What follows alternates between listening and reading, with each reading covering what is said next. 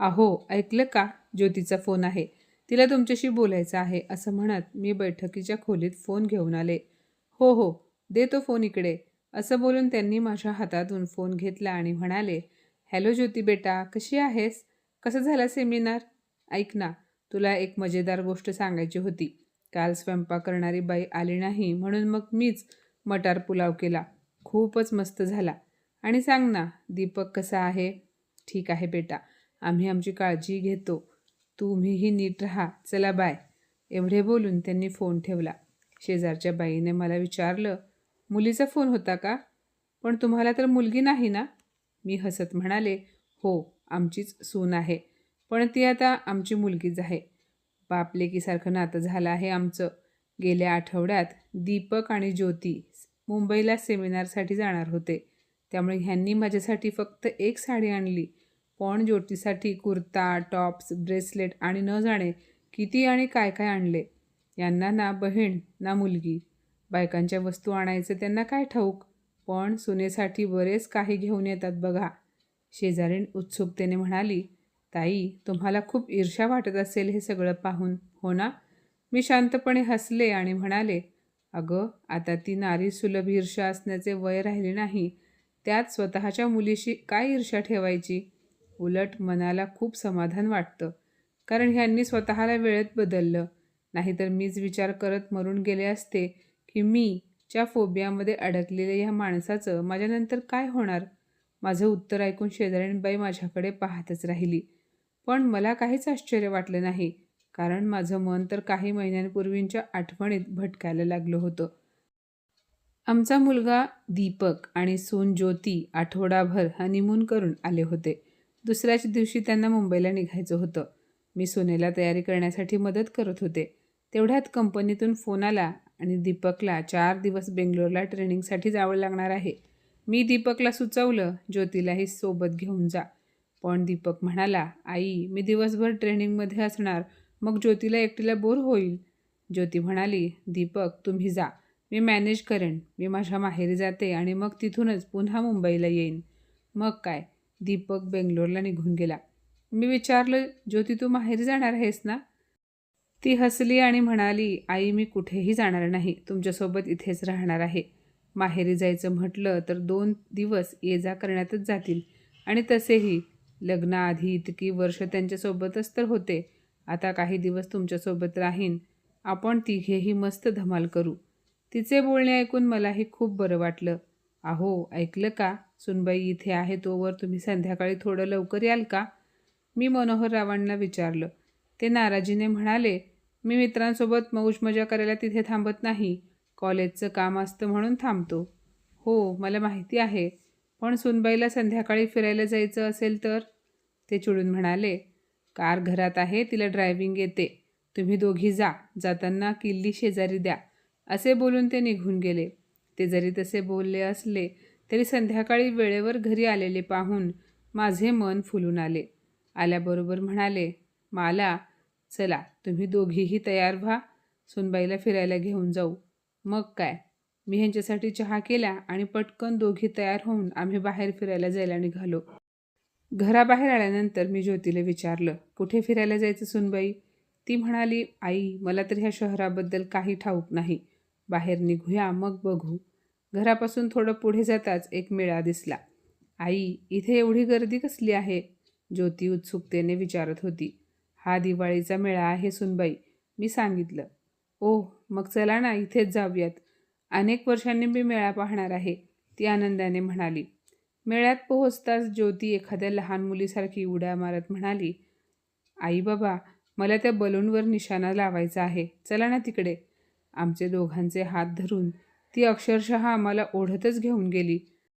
मी तर तिच्याकडे पाहतच राहिले. तिचं आमच्याशी वागणं किती बिनधास्त, किती सहज, अगदी जणू ती स्वतःच्या आईवडिलांसोबतच आली आहे असं. मला तिची ही सहजता खूप आवडत होती. पण मनाच्या एका कोपऱ्यात मनोहररावांबद्दल भीतीही होती की ही निरागस मुलगी अशी बिनधास्त वागते आहे म्हणून ते तिला झिडकारतील की काय. कारण कॉलेजातील त्यांच्या कडक प्रोफेसर प्रतिमेसारखाच त्यांचा घरातही शिस्तीचा धाक होता. पण ज्योतीकडे पाहिलं तर वाटत होतं ती कधीच अशा कठोर वातावरणातून गेलेली नव्हती.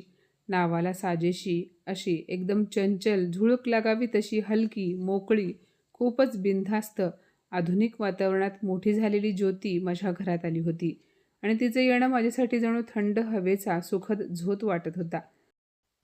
मीही त्या मुक्त, गोड, मोकळ्या भावनेला मनसोक्त जगत होते.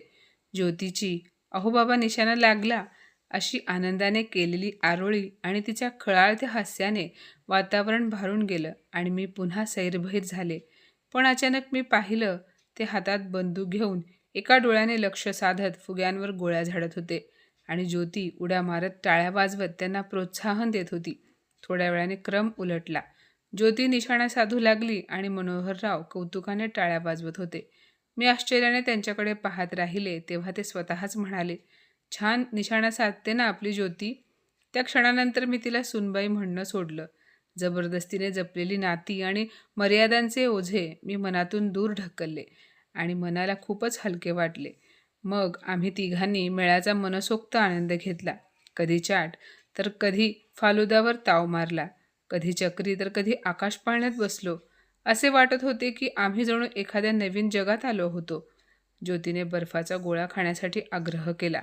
आम्ही बर्फाचा गोळा खात असताना मी मनोहररावांना चिडवत म्हणाले, "अहो, तुम्हाला असे बर्फ गोळा खाताना एखाद्या विद्यार्थ्याने किंवा तुमच्या सहकारी प्रोफेसरने पाहिले तर ते काय म्हणतील?" पण ते काही बोलण्याआधी ज्योती म्हणाली, "आई, आपण काही चुकीचं तर करत नाही. जे आपल्याला आवडतं तेच करावं. लोक काय म्हणतात ते महत्त्वाचं नाही. छोटंसं आयुष्य आहे. तेही जर दुसऱ्यांच्या म्हणण्यानुसार जगलो तर स्वतःसाठी कधी जगणार?" आणि आई, कधी-कधी माझ्या मनातही मन आणि डोक्यातील विचारांमध्ये संघर्ष होतो. पण मी नेहमी माझ्या मनाचंच ऐकते. मी आणि मनोहरराव तर तिच्याकडे अवाक होऊन बघतच राहिलो. किती सरळ, सोपं आणि सुंदर तत्त्वज्ञान सांगितलं तिनं. आम्ही मात्र नाती, जबाबदाऱ्या, शिस्त, लोकलाज या सगळ्यांच्या गुंतागुंतीत स्वतःच्या आयुष्याला किती कंटाळवाणं बनवून टाकलं होतं, हे प्रकर्षानं जाणवलं. पहिला दिवस तर अगदी मजेत गेला. दुसऱ्या दिवशी आम्ही त्यांच्या लग्नाचा व्हिडिओ पाहायचं ठरवलं. दोनदा पाहूनही आमचं मन भरत नव्हतं. पण ज्योती म्हणाली, "आई, माझ्या लग्नाचा व्हिडिओ पाहता पाहता मी तर खूप बोर झाले. आज आपण तुमच्या लग्नाचा व्हिडिओ बघूया." मी म्हणाले, "आमच्या लग्नाचा व्हिडिओ तर कॅसेटमध्येच चालतो. द्या मला." म्हणत ज्योती कॅसेट घेऊन बाहेर गेली आणि काही वेळातच त्याची सीडी बनवून आणली.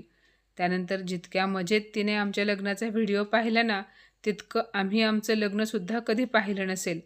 प्रत्येक विधी पाहताना तिचे एक से एक मजेदार कॉमेंट्स. "आई बाबा, तुम्हालाही सगळं करावं लागलं होतं? अरे बापरे, आपण कधी बदलणार? वा बाबा, तुम्ही किती स्लिम आणि हँडसम होता." आणि आई, "आय हाय, तुम्ही तर किती लाजत होतात." खरं सांगू, लग्नाच्या सीडीपेक्षा आम्ही तिची कॉमेंट्री जास्त एन्जॉय केली, कारण त्यात कुठलाही कृत्रिमपणा नव्हता. तिचे बोलणे तिच्या जिभेवरून नाही तर थेट मनातून उमटत होते. पुढचा दिवस चित्रपट, मग त्यानंतरचा शॉपिंगमध्ये घालवला. वेळ कधी निघून गेला कळलंच नाही. आम्ही मुंबईला पोहोचलो.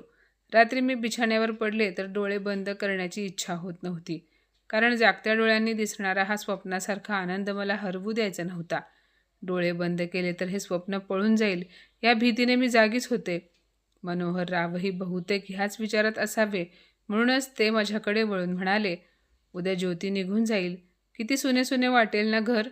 फक्त 4 दिवसात घरात किती आनंद भरून गेलाय. मला स्वतःला खूप बदलल्यासारखं वाटतंय." ते पुढे म्हणाले, "तुला माहिती आहे का मला? मी लहानपणी माझ्या बाबांचे कठोर अनुशासन पाहिलं. ते जरा मोठ्याने बोलले की आम्हा भावंडांचे हातपाय थरथरायचे. मोठे झालो, लग्न झालं, मुलं झाली, तरी त्यांची सक्ती माझ्या मनातून काही गेली नाही. त्यांच्या निधनानंतर तर मला स्वतःवरचे नियंत्रण सुटल्यासारखे वाटले. त्यांची कडक वृत्ती माझ्यात भिनली आणि मी हळूहळू माझ्या बाबांच्या स्वभावाचा बनत गेलो. माझे स्वतःचे छंद, शूटिंग, सिनेमा सगळं मरून गेलं आणि जसं माझं झालं तसंच मी तुमच्या सर्वांचं करायला लागलो. तुमच्या स्वतःच्या आवडीनिवडींचा विचार न करता मला काय वाटतं ते तुमच्यावर लादू लागलो. त्यात मला विचित्र अशी आत्मसंतुष्टी मिळायची. तू म्हणशील तर ही मानसिक आजारासारखीच होती, पण खरी समस्या आजार नाही, त्यावरचा उपाय आहे." ज्योतीने ज्या उबदारपणे माझ्यातले जुने छंद जागवले आणि ज्या प्रेमाने माझ्यातल्या तानाशहाला गुडघे टेकायला भाग पाडलं, त्यासाठी मी तिचा खरंच ऋणी आहे. मी मी या अहंकारातून बाहेर येऊन मी मोकळा श्वास घेतोय आता आणि हे माझे नवीन रूप मला खूप आवडते. तुझ्या डोळ्यातही ते प्रेम दिसत आहे. मी हसून म्हटलं, मी तर तुमच्यावर नेहमीच प्रेम केले. ते हसून म्हणाले, अच्छा, आता झोपूया, उद्या ज्योतीला निरोप द्यायचा आहे. मनोहरराव झोपले, पण मी मात्र नाही. कारण जागत्या डोळ्यातले हे स्वप्न हरवून देण्याची भीती मनात दाटून आली होती. कदाचित अजून काही स्वप्न माझ्या डोळ्यात यायचं बाकी होतं. सकाळी ज्योतीला निरोप देण्याच्या घाईत मी सगळं काम झपाट्याने करत होते. धावत पळत बाथरूममध्ये जात असताना पाय घसरून जोरात पडले. पायाला फ्रॅक्चर झालं. मनोहरराव आणि ज्योती धावत मला दवाखान्यात घेऊन गेले. प्लास्टर चढवलं. ज्योतीच्या फ्लाईटची वेळ झाली होती. पण ती मला या अवस्थेत सोडून जायला तयार नव्हती. तिने दीपकला फोन करून सगळं सांगितलं आणि स्वतःचं तिकीटही कॅन्सल केलं. मला खूप वाईट वाटत होतं. मी म्हणाले, माझ्यामुळे सगळं बिघडलं. देवाने तिकीट घ्यावं लागेल. दीपकही त्रस्त होईल, वरून डॉक्टरांचा खर्च. ज्योती म्हणाली, आई तुम्ही स्वतःला का दोष देत आहात? चुकून तुमचा पाय घसरला. हे तर देवाचे हजारदा आभार की फक्त पाय फ्रॅक्चर झाला. चुकून डोक्याला दुखापत झाली आणि काही गंभीर झालं असतं तर? आणि पैसा कशासाठी असतो? पैसा अशा वेळी उपयोगी येणार नाही तर केव्हा येणार? आणि आपण पैशासाठी असतो की पैसा आपल्यासाठी? तुमच्या उपचारात जर थोडीही कमतरता राहिली आणि त्याचा आयुष्यभर तुम्हाला त्रास झाला असता तर त्या पैशाला काय अर्थ राहिला असता? हातपाय ठीक आहेत ना? मग पैसे तर आपण हसत खेळत कमवू. त्यात काय एवढं? तिच्या शब्दांनी माझं मन खरंच फार हलकं झालं. पिढ्यांच्या विचारातील संघर्ष मला पावलोपावली जाणवत होता. नवी पिढी लोक काय म्हणतील याची पर्वा करत नाही. ते स्वतःच्या मनाचे ऐकतात.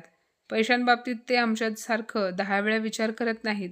कारण त्यांना वाटतं पैसे कमावणे आणि खर्च करणे दोन्ही त्यांचा हक्क आहे. असो, पायाला प्लास्टर लागलं तशी घराची जबाबदारी 2 अनाडी हातात गेली. मनोहररावांना घरकामाचा अनुभव नव्हता. तसे तर ते गरज पडली तर खिचडी, पोहे करतात. ज्योतीलाही शिक्षण आणि पुढे नोकरीमुळे स्वयंपाक फारसा येत नव्हता. पण इथे 4 दिवस माझ्यासोबत स्वयंपाकघरात वावरल्यामुळे तिला किमान डाळ साखरेचे डबे कुठे आहेत ते तरी कळले होते आणि भाजी पुलावात हात बसू लागला. नाहीतर तिचं स्वयंपाकघर मॅगी, पास्ता आणि कॉफी पुरतंच मर्यादित होतं. दोघांनी मला विचारत 2 दिवस कसा तरी स्वयंपाक बनवला.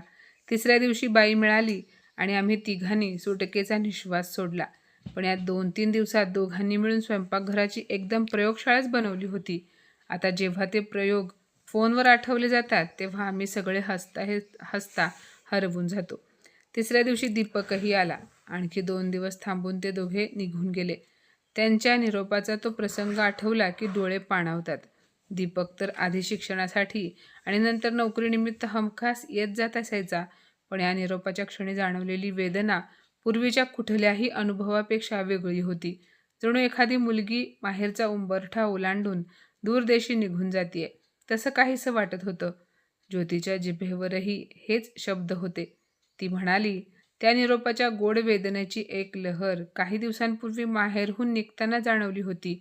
पण इतक्या कमी वेळात तीच वेदना पुन्हा अनुभवावी लागेल याची कल्पना केली नाही. ते ऐकून मला जाणवलं, पिढ्यांची विचारधारा कितीही बदलेना, पण प्रेम आणि विरहाच्या भावनांवर तर कधीच पिढ्यांचं बंधन नसतं. भावनांच्या पातळीवर आजची तरुणाई प्रेमाला प्रेमानेच उत्तर देऊ शकते आणि विरहाच्या क्षणात त्यांचंही मन भरून येतं. ज्योती निघून गेली, पण तिच्या जाण्याने घर रिकामं झालं असं नव्हतं. कारण आजही घरातील प्रत्येक थंड हवा तिच्या अस्तित्वाचा स्पर्श करून जाते. मित्रांनो, सासू-सून हे नातं नेहमी कठीणच असेल असं नसतं.